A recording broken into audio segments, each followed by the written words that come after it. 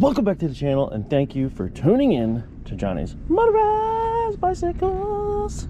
As always, I'm your host, Johnny with the most. If you could, hit the like, hit the subscribe, and the little bell also big note, if you could leave me a comment, I would really appreciate that. I don't get many comments anymore. I feel like you guys don't like me anymore. I don't know why. But so what are we doing today? Well, that's a good question. So we are working on the Mule. So as you know, I had given this to my acquaintance, somebody I've known for like over 20 years. We haven't talked in, I don't know, long time. Like I told you, he went and impulse bought 2 bikes to basically get ripped off on both bikes, and then called me up to help bail him out. So I told him I'll give him one push and help him out the one time. Anything after that, he is going to be paying me. So as you can see, the bike is back, which means he's now paying me for this.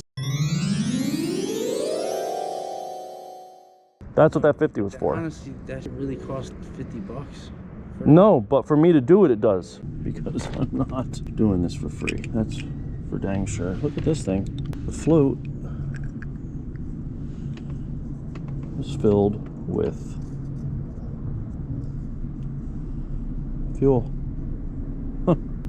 This was his carburetor. He was riding the bike and he said all of a sudden it just died on him, like, you know, it was just nothing, like had no power and just turned off, like something happened. I was saying maybe the coil went, or the CDI. The CDI is a brand new CDI. The coil is the one that came in his motor. Now, you know the history on this. I showed you all the ins and outs of this motor when I rebuilt it, but the motor was running really nice and doing very well. So I didn't crack it open yet to look inside the cylinder to see if there was scoring. When he called me and started complaining that something was wrong with the motor, and I told him my first instincts is I think the cylinder wall maybe came out, you know, the lining. Let go of the clutch and see if the wheel spins without putting any pressure down. And if the wheel spins and the motor turns over with no pressure on the bike, your cylinder lining is gone because it had making no compression. He said, yeah, it definitely is. So he did it, and he's like, yeah, the wheel's just turning easy, this, that, and the other, not skidding the tire. So now the bike is here with me, and I just want to show you.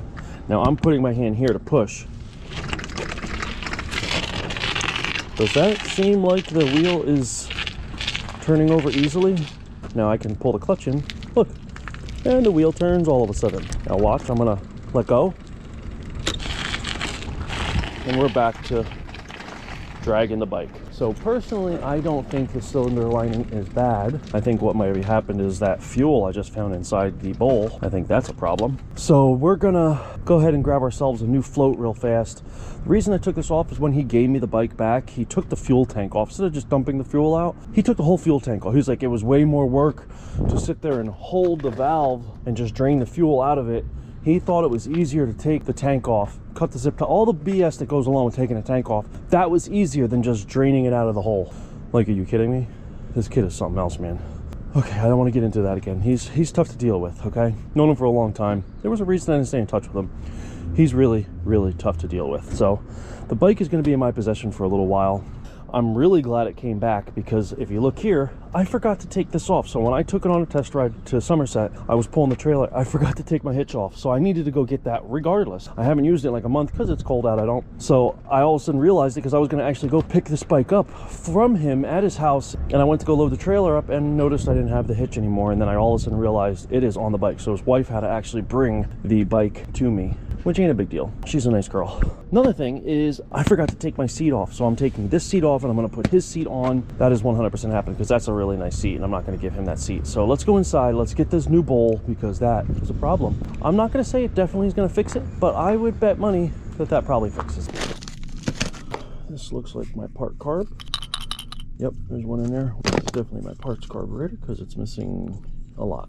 Okay guys, I have got the bowl. Well, float, really. Who wants to bet that this is the problem? Let's go ahead and put this bad Mama Jamba? I don't know. Let's put this thing on.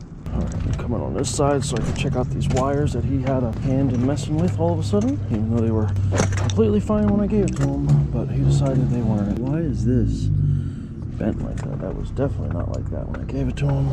I have a feeling he had gotten this jammed up or something already. I think this bike has already seen really hard time. That's crazy. Look, you got Tweaker, you got Purple Nightmare, then you got Jokester. That lets you know right now what's been happening here and who's been riding, because my bikes are all stacked on top of each other. So that's to let you know who's been getting ridden, because they're a lot of fun right now. Purple Nightmare is a blast right now, guys. Like, another level kind of blast. I want to fire it up and see if it works before I bother with the seat and stuff. Okay, first we're gonna have to get the old clutch to grab, because that's not doing anything. Yeah, and you're gonna tell me that there's no compression? Get out of here. No grip on the brakes at all. Front brakes are not doing anything, and the rear brakes aren't doing anything. So all that's got to be adjusted too. They were working perfect when I gave it to him. So that means this kid is just riding this thing. He rode this thing way more. He ran over a gallon of fuel through it. And the reason that aggravates me, because, you know, it's his bike, but this bike was supposed to be getting used for finding work. Let's try that. I should probably check it before I put this on. And I say that as I'm continuing to screw these in. I just did it a lot. Is this thing seized up?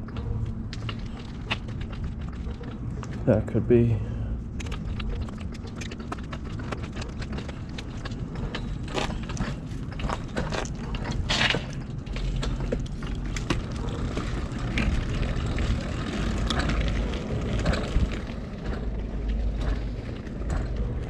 What's up, bud?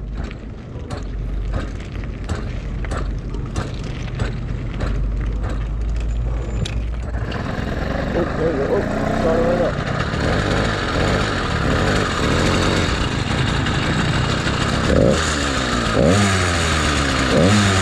I need to adjust that before I even take this out. I think that's something I'm going to have to address, is that clutch. Because why it did not want to turn at all. It was a little disheartening at first. But you saw that as soon as it got a little bit of motion, like not much, like it just started to get some motion behind it, and boom, fired right over. She's a good running motor. Okay, now before we do the seat and whatever else, and now we got brakes again. The clutch is still not matching, so we might have to look into that a little. Even after it's just running there, it didn't start right up, like it slipped a little.